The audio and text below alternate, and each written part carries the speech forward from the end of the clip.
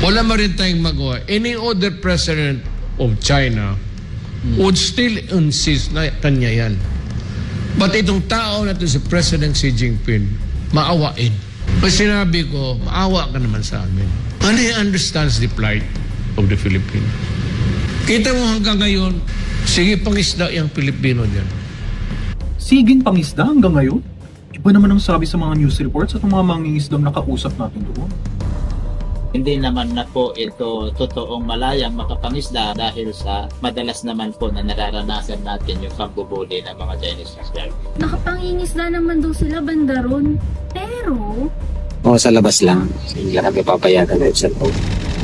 Maaksyong habulan ito sa pagitan ng China Coast Guard na sakay ng rigid hull inflatable boat at mangingisdang Pilipino na nasa bangkang pangisda.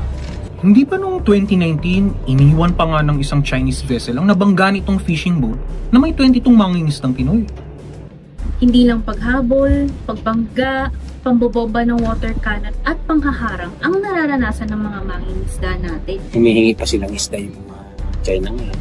Ibigyan din naman namin sila. Kaya lang gusto nila piliin nila yung kunin nila. Kami hindi kami mapayag.